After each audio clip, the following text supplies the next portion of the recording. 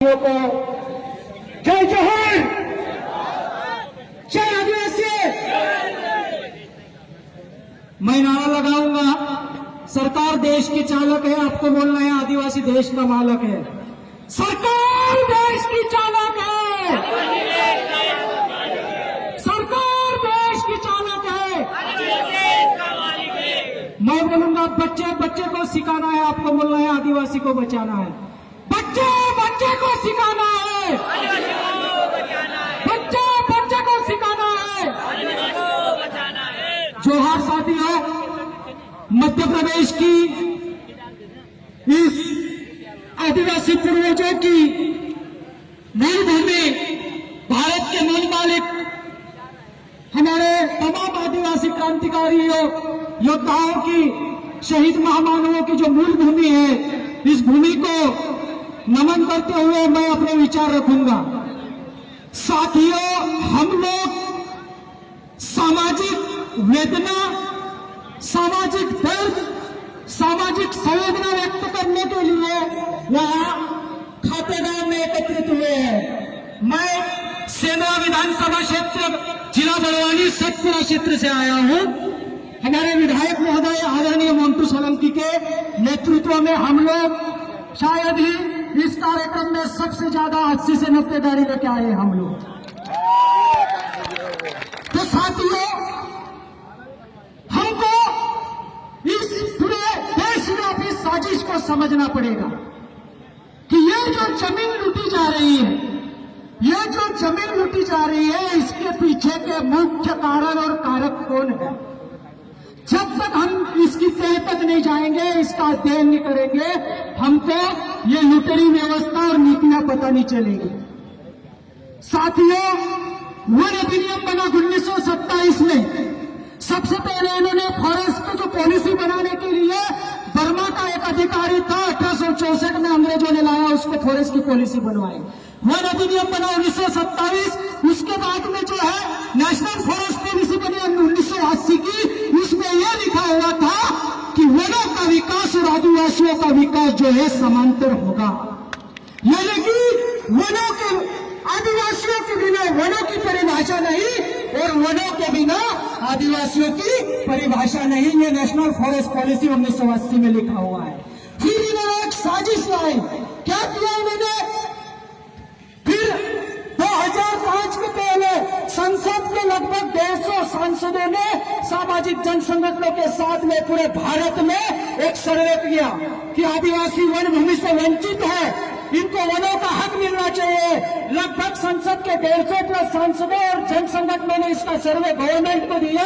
तो भारत की संसद ने यह मान्य किया कि हाँ, इस देश में जो जल जंगल जमीन का असली मालिक है, आदिवासियों के साथ में ऐतिहासिक अन्याय हुआ है, उनको वन जमीन के पट्टे दिया जाना चाहिए। इसलिए FRA 2006 या 13/12/2005 के पहले जंगलों में रहने वाले आदिवासी 2 दंपति के नाम पे 10 एकड़ जमीन देने का प्रावधान बना।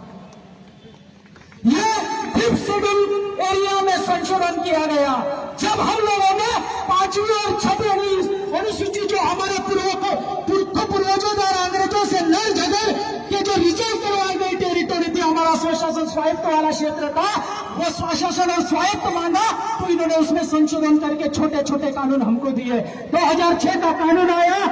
इसके बावजूद आज मध्य प्रदेश सरकार ने 5,45,000 हेक्टेयर वन भूमि आदिवासियों की छीन ली है मेरे भाइयों। और ये कैसे छीन रहे हैं? 2018 में वापस इन्होंने नेशनल फॉरेस्ट पॉलिसी 1908 में संशोधन किया, राष्ट्रीय वन नीति 1908 में संशोधन करके उसमें यह लिख दिया कि आदिवासियों के वनों पर से अधिकार इन्होंने सीमित कर दिया। और उसमें यह लिख दिया कि आदिवासियों को विस्थापित करके उस वनों की जमीन पे ऐसे पौधे लगाया जाए जिसका सिर्फ कमर्शियल बेनिफिट हो। यानी कि ऐसे पेड़ लगा रहे हैं जो सीधा फैक्ट्रियों में जाएंगे कटाई के लिए और इन शहरी सभ्यता के संसाधन उपलब्ध कराएंगे, उनके साधन बना रहे हैं लोग। उसके बाद में इन्होंने 2023 में फॉरेस्ट कंजर्वेशन एक्ट और forest conservation and security act लाया, वन संवर्धन एवं सुरक्षा अधिनियम 2023। उसमें यह लिख दिया कि आदिवासी गांवों से सटे हुए जंगलों की जमीन पर जो है अब आदिवासी ग्राम सभाएं निर्णय भी लेगी, वो केंद्र सरकार लेगी और उस जमीन पर ये लोग 60 साल की लीज पर देश के पूंजीपति धनाढ्य लुटेरों को देने की बात कर रही है लोग। और उसके खिलाफ में हम लोग, देश का पहला ऐसा संगठन था बिरसा ब्रिगेड का मिशन जो था, तमाम जो साथियों के समर्थन में 7 से इस मामले को हम लोग सुप्रीम कोर्ट ले गए और ये केस जो है एडवोकेट बलराज मलिक साहब को दिया और पहली सुनवाई में सुप्रीम कोर्ट ने उस कानून पे स्टे लगाया हुआ है। तो भाइयों, ये जो ऐसा कानून था वन अधिनियम वन संरक्षण और संवर्धन कानून 2023, जिसमें 5.5 करोड़ आदिवासियों को 5वीं अनुसूचित क्षेत्र से विस्थापित करने का प्रावधान था। 5.5 करोड़ आदिवासियों को वनों से बेदखल करने का कानून था ये भाइयों, और उसमें यह प्रावधान लिख दिया गया है कि 60 साल की लीज पे पूंजीपतियों को जमीन देंगे। उसके बाद में जो है आदिवासी क्षेत्रों में जो कानून है वो पुलिस चौकियां नहीं रहेगी, पुलिस स्टेशन खत्म किए जाएंगे, वहां पे आर्मी के सेंटर खोले जाएंगे, यानी सीधे वहां पे मिलिट्री रहेगी। अब जब पुलिस रहेगी, पुलिस थाना रहेगा, तो हम लोग अपनी लड़ाई थाने पे ले जाएंगे और जुडिशियल व्यवस्था में जाएंगे, कोर्ट में जाएंगे तो हमको न्याय मिल सकता है। लेकिन जब आर्मी की मिलिट्री आ जाएगी तो आप किससे न्याय की उम्मीद लगाओ? वो तो AK-47 से बात करते हैं। यानी कि देश की व्यवस्था का पहला व्यक्ति इस देश की व्यवस्था का आखिरी आदमी बना दिया गया। हम लोग पिछले 2600 साल से आदिवासी इस देश में जल जंगल जमीन की लड़ाई लड़ रहा है और 2600 साल के बाद 5 जनवरी 2011 कैलाश और अन्य बना महाराष्ट्र राज्य नंदाबाई भेल जजमेंट में सुप्रीम कोर्ट के मुख्य न्यायाधीश आदरणीय मार्कंडेय काची और ज्ञान सुधा मिश्र की बेंच, 2 जजेस की बेंच ने जजमेंट दिया कि आदिवासी 8% आदिवासी इस देश का मूल मालिक है और उस हिसाब से सीधे तौर पर जल जंगल जमीन का प्रॉपर्टी ओनर इस देश का आदिवासी रहेगा, ये सुप्रीम कोर्ट ने बोला है। तो वो भारत का अधिकारी जो मोहरे है, मोहरे को पूछो कि मेरा बाप तेरा यहाँ पे इस खेत के इस दाग की काकड़ में दफनाया गया है, हमारा दादा बना यहाँ पे दफनाया गया है, तेरा बाप और तेरा दादा बता इस खिवनी में दफनाया गया है, तो तेरी जमीन है, वो हम मान लेंगे। बता बाप की जमीन है क्या, या तुम्हारी विक्टोरिया भारत माता लेके आई, या तुम्हारा बाप जॉर्ज पंचम लेके आके तुमको दिया है? तो भाइयों, इसको समझना पड़ेगा। अब खरगोन जिले से बड़ोहा तहसील से यहाँ पे एक गाना बाबा आया था, वो बोल रहा था कि DFO आवतिलो और मेशे काजे पुत्तुली की तारी जमीन कागदा लाव गाल बाबा हिमे आवे तो तीनाक पुच्ची तार भाषण भाषण्या गांडू से काय देखाड़ में देखाड़ मार बाबा मेरे के जो ही गाल बाबा को कुछ समीर की बाबा हिमी DFO आले ती पैसे की मार बाबू मरलू ती पोलो हे मोराच्या ना गाडिया वा धोपाला मार डाक्टर मरलू मार फुई मार बहनीस मरलीची ना गाडला छे तू देखा तारी लाल चुड़ा तार पाशो का गाडिया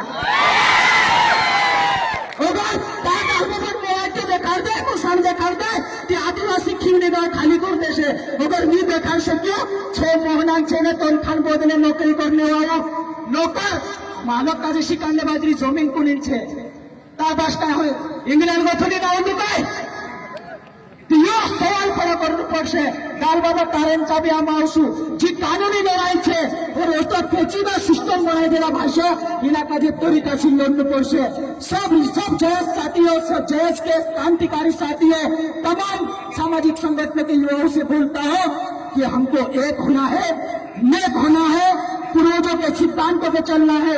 अभी तो आदिवासी युवाओं में केवल जयपाल सिंह मुंडा और बाबा साहब की आत्मा घुसी हुई है, तो फिर तुम आपको हम लोग थर थर करा रहे। जिस दिन टंटा भील बिरसा मुंडा राघोजी बांगरे खाजनाई घुस गया ना, तो जिस दिन हमारे पूर्वज घुस गए ना, आपको भगने का नहीं, छुपने के लिए भी जगह नहीं मिलेगी। ये DNA है। अरे ये तो आदिवासी DNA था, तो 48 घंटे उस बड़ी बारिश में, मूसलाधार बारिश में भी हमारी नस्ल जिंदा रहेगी। तुम्हारी नस्ल सारे फार्मे मुर्गी जैसी है, 1 घंटा भी बारिश में जिंदा नहीं रहेगी।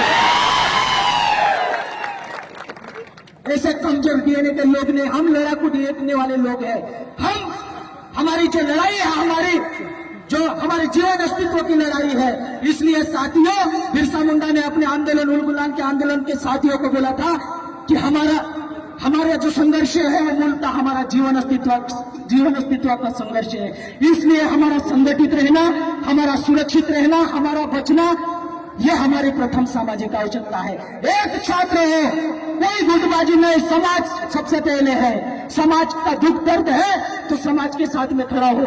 हम न्याय दिलाते रहेंगे। हम अभी यहाँ पे युवाओं ने जो मोर्चा संभाल लिया है, समाज को न्याय मिलेगा और न्याय देना ही पड़ेगा। इसलिए 4 लाइन बोलूंगा और मेरी बात खत्म करूंगा। आयोजन कमेटी ने मुझे नोटिस कर दिया है। हमको सता के देख ले जालिम, तेरी ताकत जहां तक है। अरे हमको सता के देख ले जालिम, तेरी ताकत जहां तक है। हम भी देखते हैं तेरे अत्याचारों की सरहद कहां तक है। हम भी देखते हैं तेरे अत्याचारों की सरहद कहां तक है। हम भी बिरसा और कंटा के उलगुलान को पूरा करके रहेंगे। रोक सके तो रोक ले, लगा ले अपनी ताकत, तेरी ताकत जहां तक है। जय बिरसा, जय